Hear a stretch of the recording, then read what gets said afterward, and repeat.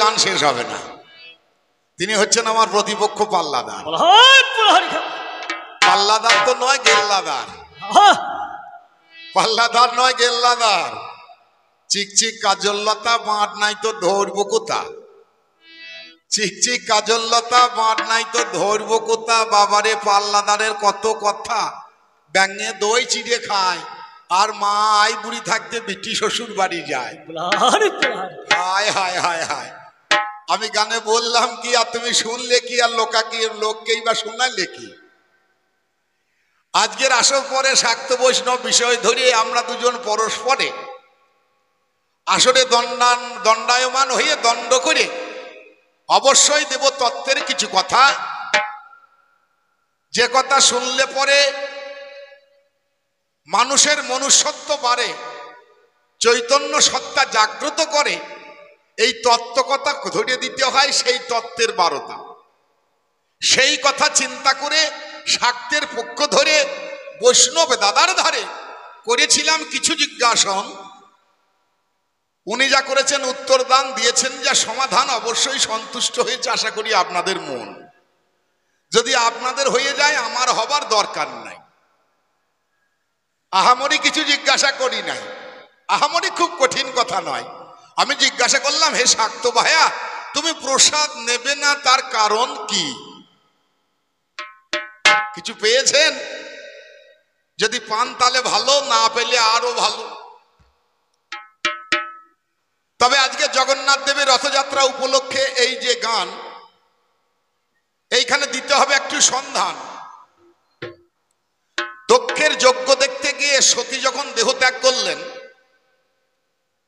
সতীর দেহ যখন ভোলানাথ ঘাড়ে নিয়ে ঘুরতে লাগলেন, নারায়ণ সুদর্শন চক্র দিয়ে সতীর দেহ 51টা খণ্ড করেছিলেন। 51 সতীপীঠ শক্তির সাধন ক্ষেত্র। এই 51 সতীপীঠ হচ্ছে শক্তি, আত্মা শক্তি তার অংশ। এই 51 সতীপীঠের মধ্যে একটা সতীপীঠ যেটা শ্রীক্ষেত্রে জগন্নাথ ধামে আছে, পুরীতে, সেই সতী বা আদ্যাশক্তির অংশের নাম হচ্ছে বিমলা দেবী।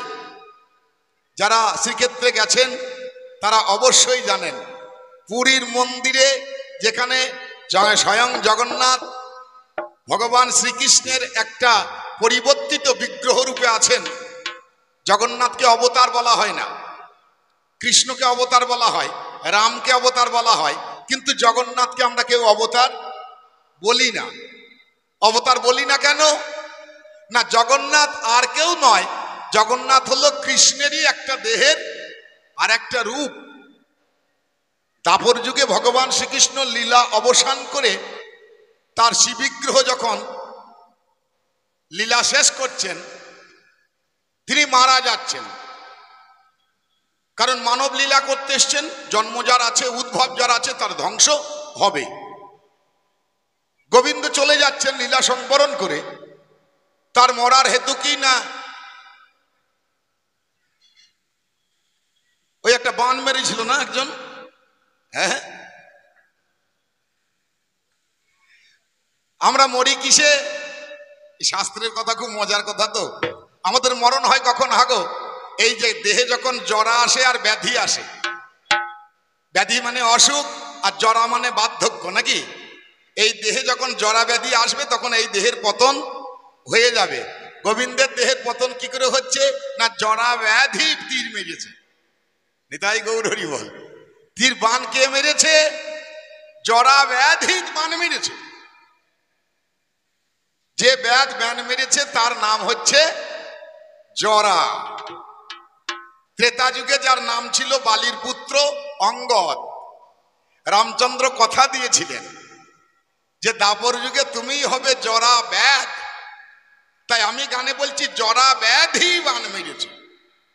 কে বান মেরেছে? জরা ব্যাধি বান মেরেছে। এই জরা ব্যাধি না হলে তো মরণ হবে না। হবে নাকি মা? দেহে যতক্ষণ জরা ব্যাধি না হয়েছে, মানে বার্ধক্য আর অসুখ যতক্ষণ না এসেছে ততক্ষণ তো মরণ হবে না। তাই আমাদেরকেও বান মারে, জরা ব্যাধি মারে। আবার গোবিন্দকেও বান মেরেছে, জরা ব্যাধি বান মেরেছে। গোবিন্দ দেহ ভক্ত, সখা ভক্ত অর্জুন তিনি নিষ্পত্তি করছেন, জ্বালিয়ে দিয়েছেন দেহখানা। গোবিন্দের দেহ পুরে সাঙ্গ হচ্ছে না।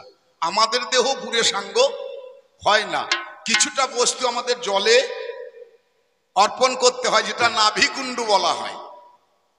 গোবিন্দর দেহ ভাসিয়ে দিলেন অর্জুন সাগরের জলে, দ্বারকা ডুবে গেল সাগরের জলে, এখনো সাগরের তলায় দ্বারকা নগরী বর্তমান, বিজ্ঞান তার প্রমাণ দিচ্ছে। সেই সাগরের জলে ভাসতে লাগলো গোবিন্দের দেহ, বেশ কয়েকটা হাজার বছর চলে গেল।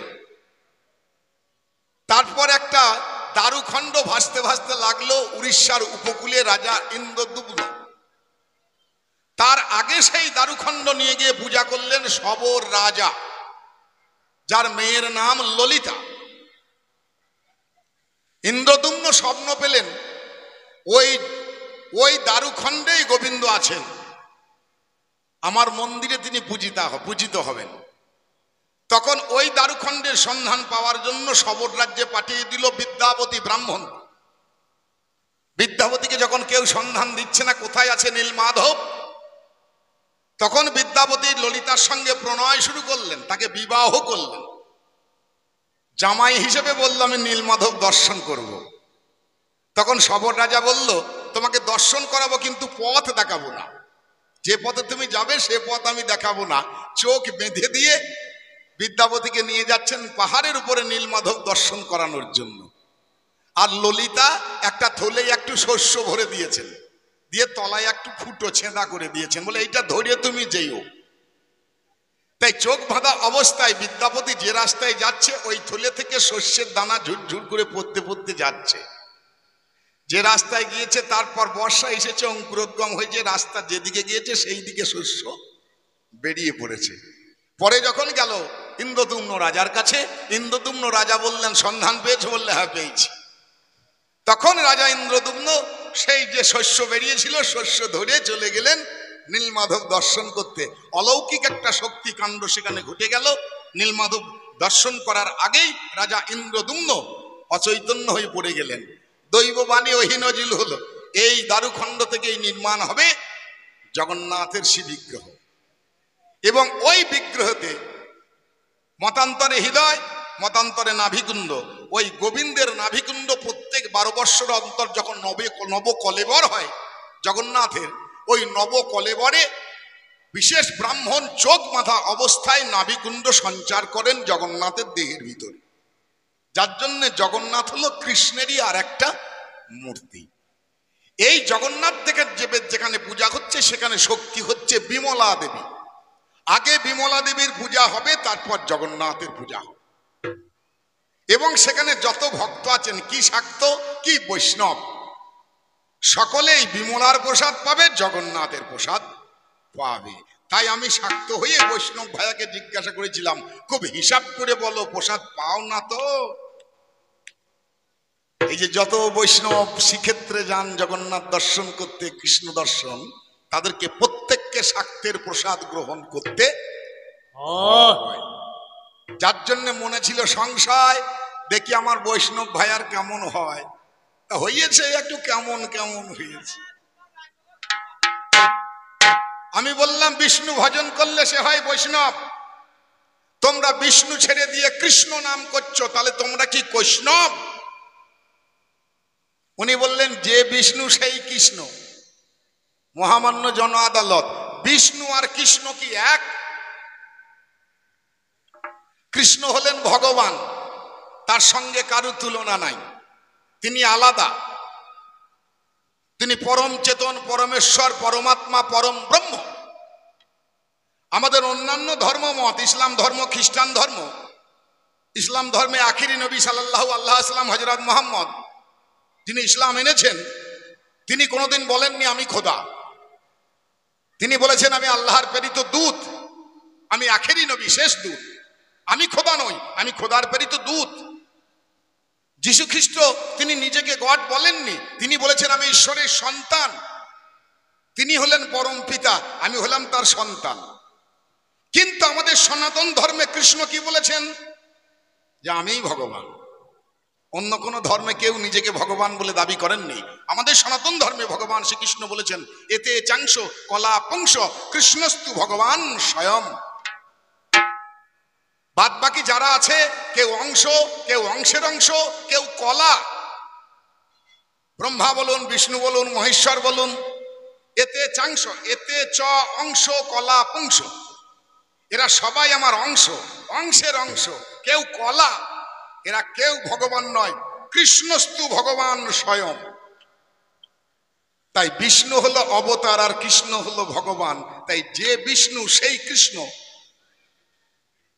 আমাদের ধর্মের এই গোলমালের জন্য আজকে সনাতনের এই গতি হয়েছে।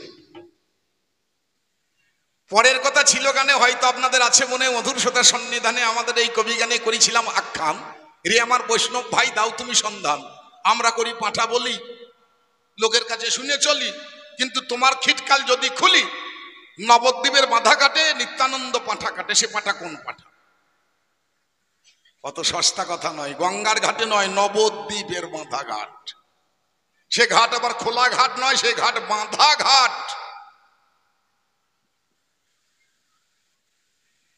অবশেষে বললাম, 8 আঙ্গুলের বাবাজি করাই পারা মাথা, অম্বুবাচিতে বাবাজি মল্লে সমাধি দেবী কোথা?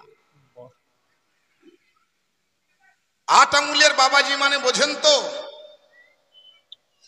আর অম্বুবাচী বলতে, অম্বু শব্দে জল, বাচি বলতে মাটি, ধরিত্রী। এই ধরিত্রী যখন রসে পরিপূর্ণ হয়, ধরিত্রীতে যখন জলের সঞ্চার হয় 3 দিন, আমার মায়েদের হয় মাসে মাসে, আর ধরিত্রী মাতার হয় বছরে একবার। মায়েদের জোয়ার আসে মাসে মাসে, অম্বুবাচী, দেহে রসের সঞ্চার হয়। আর এই মাটি তো আমাদের মা, এই মাটি মায়ের বছরে একবার অম্বুবাচী, এই মাটিতে জলের বা রসের সঞ্চার হয়। তা মায়েদের দেহে যখন অম্বুবাচী হয়, তখন তো সেখানে চাষ চলবে না, চলবে নাকি? ওই 3 দিন যেতে মানা। আবার ওই ধরিত্রী মাতার যেদিন অম্বুবাচী হবে, ওই 3 দিনও মাটি খোঁড়া চলবে না। তাই চিন্তা করে লাগিয়েছিলাম একটু টানা মানা, বৈষ্ণব তুমি হইও না তালকানা, সন্ধান দাও 16 আনা, 8 আঙ্গুলের বাবাজি করাই পারা মাথা। অম্বুবাচিতে বাবাজি মল্লে সমাধি দেবে। যাকে যদি দিয়ে থাকে সন্ধান অবশ্যই থাকবে কবি গানের মান। শ্রোতার মন করছে আনচান, বেশি কথা মোটেই বলা ভালো নয়, কারণ আমার যিনি প্রতিপক্ষ ভেবেছিলাম কবি গানে বড় দক্ষ, সুর ছন্দে পরিপক্ক, আমার দিকে করিয়ে লক্ষ্য সাজিয়েছে যে সমাধান, চেষ্টা করেছে যথেষ্ট, মনে পেয়েছে অনেক কষ্ট, চেষ্টা করেছে যথেষ্ট, মনে পেয়েছে অনেক কষ্ট, ভাব দিয়েছে অনেক উৎকৃষ্ট, কিন্তু নষ্ট করেছে আপনাদের কবি গান।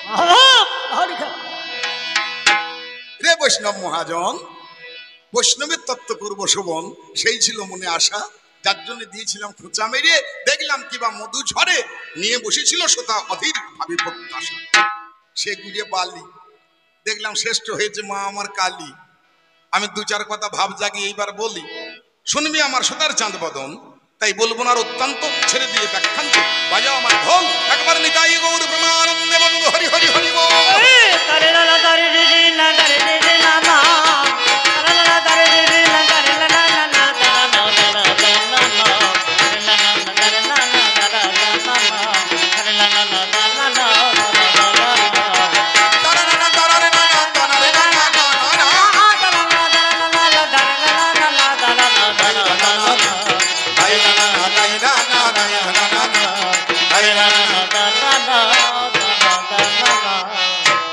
হরি রে দারা নানা দারা নানা, হরি রে দারা নানা দারা নানা, তারি রে নারী রে না রে না নারী রে না না, হরি রে দারা নানা না। বৈষ্ণব ভায়া, ওরে যে পড়ে রয় গোবর গাদায়, যে পড়ে রয় গোবর গাদায়, ও সে কি ফুলের মর্ম, ও মর্ম বোঝে রে, ও ফুলের মর্ম বোঝে রে। ওরে বৈষ্ণব ভায়া রে,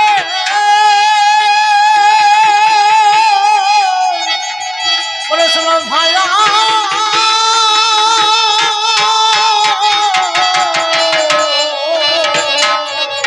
ভায়া রে ভায়া রে ভায়া রে, যে পড়ে রয় গোবর গাদায়, থেকে ফুলের মর্ম বোঝে রে, মর্ম বোঝে রে। করে রয় গোবরে ফুলের মরম বোঝে রে মরম বোঝে রে উঠেছে কি ফুল মরম বোঝে দেখি ফুল মরম বোঝে ফুলের মরম বোঝে রে করে রয় গোবরে ফুলের মরম বোঝে রে। আমার গানের কথা, যে পরে রয় গোবর গাদায় সে কি ফুলের মর্ম বোঝে রে। এ কথা বলছে কে? বলছে একটা মাছি আর একটা মাছিকে, একটা মৌমাছি আর একটা কানামাছি, দুটোই মাছি। আজকে যেমন আমরা দুটোই ভক্ত, ও শাক্ত, আমি শাক্ত ভক্ত, বৈষ্ণব ভক্ত। তাই মৌমাছি বলছে কানামাছিকে, দেখ তুইও মাছি আমিও মাছি, তবে তুই কানামাছি আমি মৌমাছি, তোর জীবন গেল মিছামিছি, সারা জীবন তোর খেচাবিছি, তুই হলি কানামাছি, তুই ভালো জায়গা চিনলি না। কানামাছি বসে কোথায়? ভালো জায়গায় বসে কানামাছি, নোংরা জায়গা ছাড়া কানামাছি বসবে না, তাই না? কোথা পচা খাবার পরে আছে, পচা নর্দমা, যত নোংরা জায়গা কানামাছি সেইখানে বসে ডন ডন ডন করছে। আর আমি মৌমাছি, আমি বসি কোথায়? আমি বসি ফুলের মাঝখানে।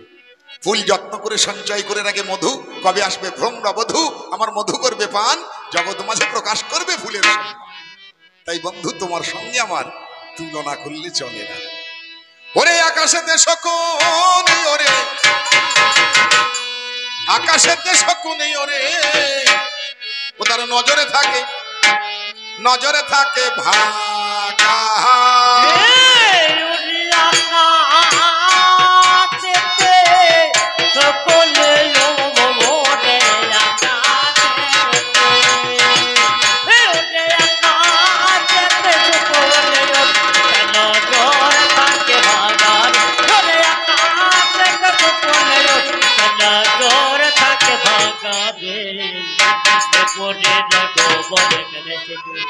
ফুলের মরম বোঝে মরম বোঝে করে রয় ফুলের মরম বোঝে মরম বোঝে করে রয় গোবর ফুলের মরম বোঝে মরম বোঝে। মদ খাবি, মাংস খাবি, মৈথুন করবি, মুদ্রা অর্জন করবি, পঞ্চমোকার সাধন আছে আমাদের শাক্ত তত্ত্বে। পাঁচখানা মোকারের সাধন, পাঁচটা মো, মদ্য, মৎস্য, মাংস, মুদ্রা, মৈথুন।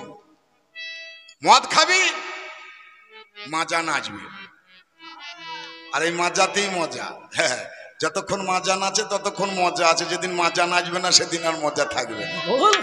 মাজা নাচাইতে গেলে মদ খেতে হবে। সে মদ কি মদ? সে মদ কি মদ? সৌমধারা খরের জ্যোতি ব্রহ্মানন্দাত বরাননে পিত্তানন্দ ময়স্তং যা স্বভাবে মদ্য সাধক। দাসেদের বাড়ি মদ তোলা দেখেছেন কেউ? ঘরে যে চোলাই মদ তৈরি হয়, দেখলেও লজ্জায় হাত তুলবে না, বলবে না ও দেখি নেই, মানে দেখলেও যেন ক্ষতি করে। তবে আমি মশাই দেখেছি, আমি মদ তোলা দেখেছি, এ ভারী মজার জিনিস। কিরকম মজার জিনিস আপনারা দেখেছেন কিন্তু ভাবেন নাই। মজার জিনিস দেখুন, ওই বাকর দিয়ে চাল গোলা করে একটা গুলুনি থাকে, মদ যখন তোলা হয়ে দেখবেন পরপর তিনটে হাঁড়ি থাকানো থাকে। তলাকার যে হাঁড়ি, সেই তলাকার হাঁড়িতে মদের যে আকর বস্তু, রসালো বস্তু, সেইটা থাকে তলাকার হাঁড়িতে। মাঝখানের হাঁড়িটা ফাঁকা, সেখানে কিছু থাকে না, আর উপরের হাঁড়িটায় জল ভর্তি থাকে। দিয়ে তলাকার হাঁড়িটায় জাল মারে, আর উপরের হাঁড়ির তলায় ঘাম ঝরে, আর সেই ঘাম টুস টুস করে মাঝের হাঁড়িতে পড়ে, আর যারা কারিগর সেইখানে নল ভরে দিয়ে চুরচুর করে বার করে। খাইলে পরে নেশা ধরে। মদ বোতলে বোতলে বোতলে মদ বোতলে। তাহলে মাল বস্তু আছে তলায়, আর ঘামছে কোথায়? উপরে, আর মাঝখানটা ফাঁকা। তত্ত্বটা কি বোঝেন তো? সোমধারা খরের যতু ব্রহ্মানন্দাদ বরাননে পিত্তানন্দ ময়স্তং যশ ভাবে মধ্য সাধক। জাল পড়বে মূলাধারে আর ঘাম ঝরবে সহস্রারে। হৃদয় গৌর হরিবল। জাল পড়বে মূলাধারে আর ঘাম ঝরবে সহস্রারে। সেই ঘাম সেই রস যদি কোনো ভক্ত পান করতে পারে খিচুড়ি মুদ্রার দ্বারা, তার আর খাওয়ার কিছু দরকার করে নাই। বর্ষায় ব্যাঙগুলো বেরোবে, সাপগুলো বেরোবে, গরমকালে একটু শীত পড়বে, দুটো আহার করে গর্তের ভেতরে শীত ঘুমে ঢুকে যাবে। 6 মাস না খেয়ে থাকে, কি করে থাকা সম্ভব? ওই যে মুদ্রা, যার নাম হচ্ছে খিচুড়ি মুদ্রা, খিচুড়ি মুদ্রা অবলম্বন করে বাতাস ভক্ষণ করে ওই মদ মেরে পড়ে থাকবে। তখন সহস্রার ঘামবে, ব্রহ্মানন্দে ব্রহ্মানন্দ থেকে বিন্দু বিন্দু রস ঝরে পড়বে, আর সাধক সেই রস পান করবে আর মাতাল হয়ে পড়ে থাকবে। জাগতিক জগতের সঙ্গে তার সম্পর্ক। বাবারে, এই শাক্ত সাধনে এই মদের সন্ধান দিয়েছে, সেই মদ খাবি আর খিচখিচ করে মাজা নাচাবি। নিতাই গৌর হরিবল। ওরে খুদে খেতে যার নুন জোটে না, সে দেবে জাহাজের বাইনা।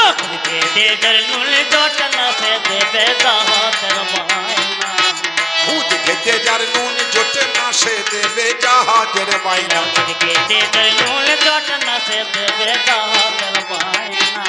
ওরে খাঁদা নাকে সোনার বাইনা রে।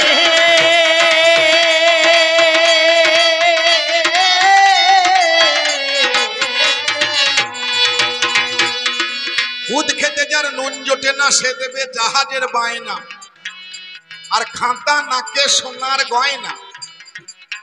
গয়না সোনার হলে কি হবে? নাক যদি খাঁদা হয়, একবারে খেতি নাক লেগে গিয়েছে, ফুটো দুটো বোঝা যায়, নাক বললে কিছু নাই, তাকে বলে খেতি। তো খেতিকে সোনা পরাইলে ভালো লাগবে? হামা লাগবে? লাগবে। তিল ফুলের মতো ঠিক হলো, নাক হবে, সোনার দরকার নাই, ইমিটেশন করিয়ে দিলে চক চক চক চক। গলার গুণ না থাকলে মালা ভালো লাগে না। খেতিকে সোনা পরাইলে সে সোনার মান থাকে না। ও তাই খাঁদা নাকে সোনার গয়না রে।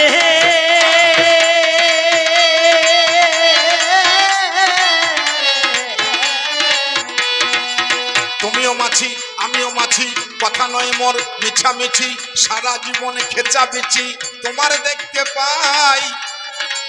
আজ আসরে গানের ভাষায় বলছি এ সভায়, বৈষ্ণব ভাইয়া হে।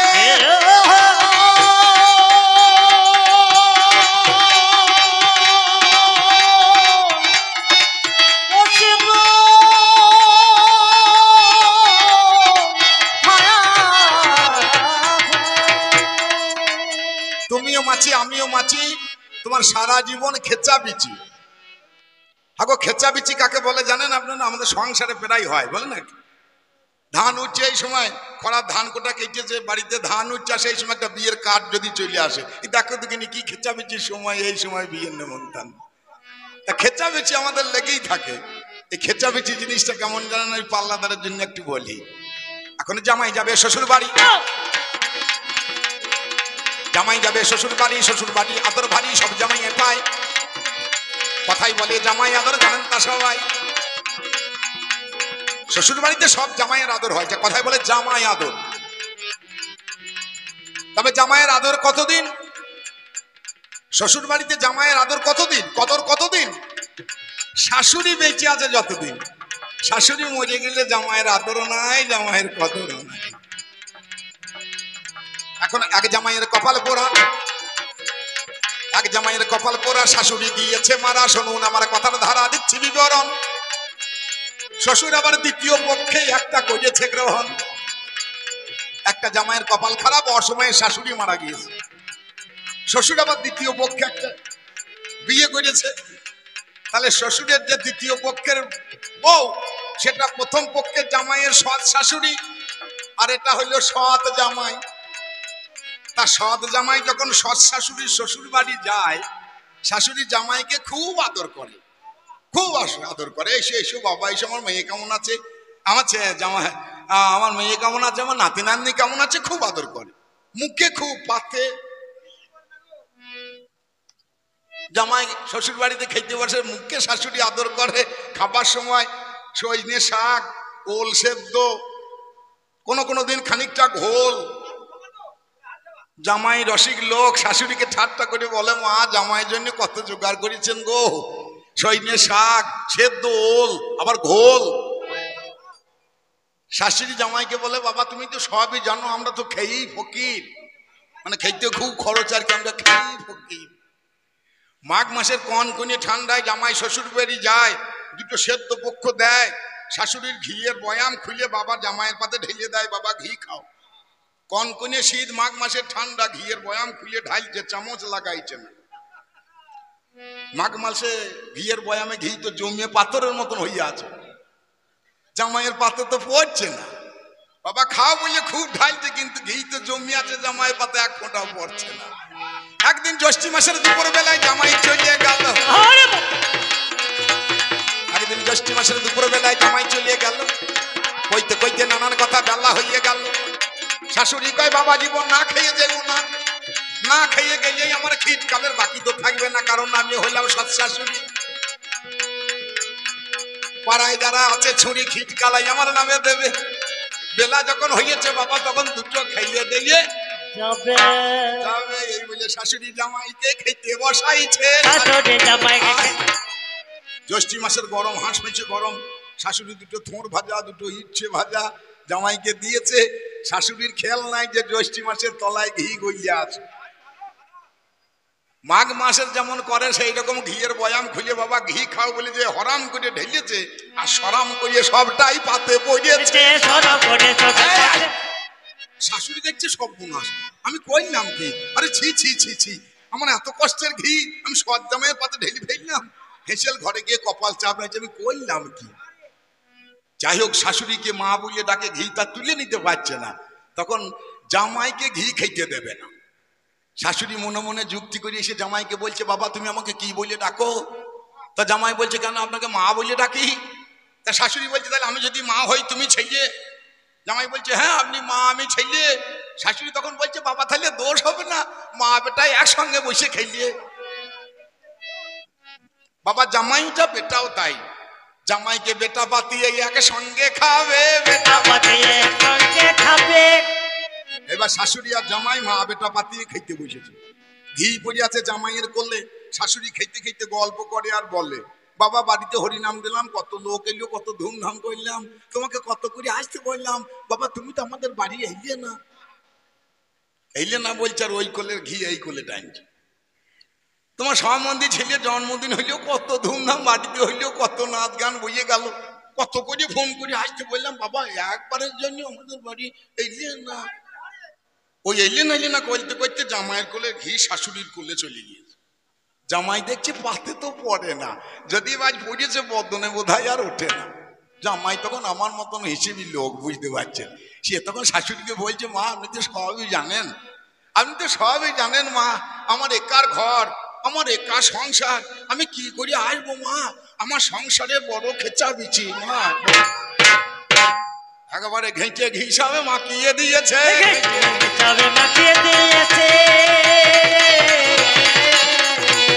আমার পাল্লাদারের আজ তেমনি দশা,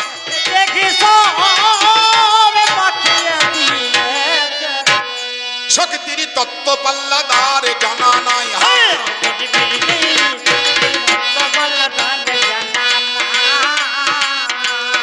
কবে থেকে শক্তি এলো মোহতি ধরায়, কবে থেকে শক্তি এলো মোহতি ধরায়। কারা কারা করলো পূজা মায়ের চরণ পরে, কারা কারা করলো পূজা মায়ের চরণ পরে, তারা তারা করলো পূজা মায়ের চরণ পরে। আমি আসরে মাঝে জানাইব তোমায় ধরে ধরে, আসরে মাঝে জানাইব তোমায় ধরে ধরে। স্বয়ং যিনি ভগবান,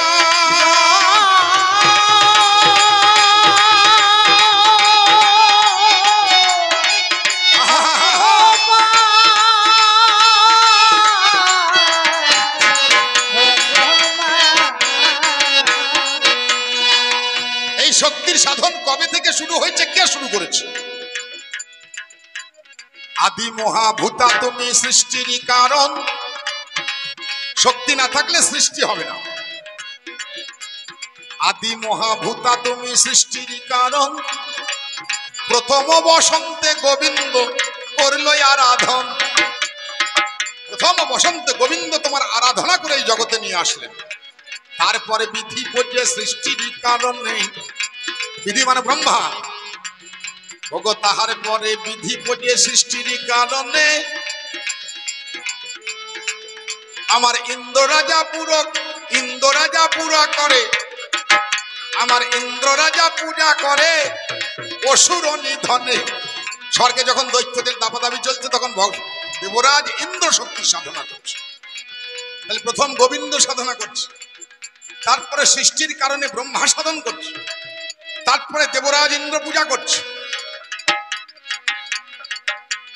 সত্য যুগে সুরত রাজা, সত্য যুগে সুরত রাজা করিয়েছিল মায়ের পূজা। লক্ষ্য যা করল বলিরাম। চণ্ডীর মাঝে চলে যাবেন, আমার কথা খুঁজে পাবেন। দেব আমি ভাবতত্ত্বের গানে পাল্লা না রে।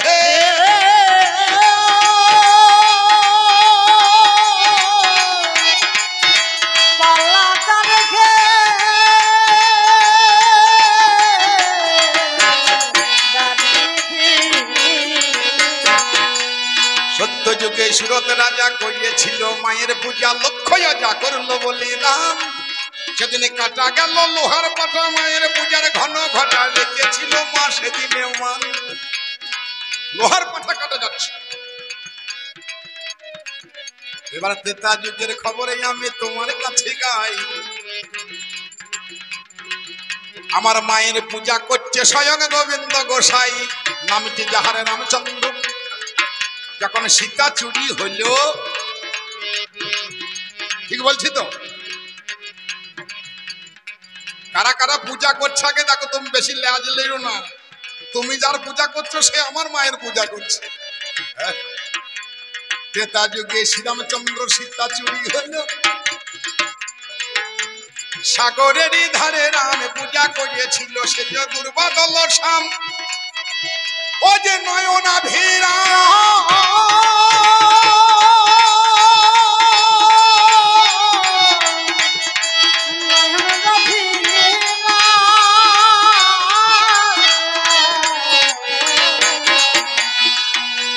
ত্রেতা যুগে রামচন্দ্র সাগরেরই ধারে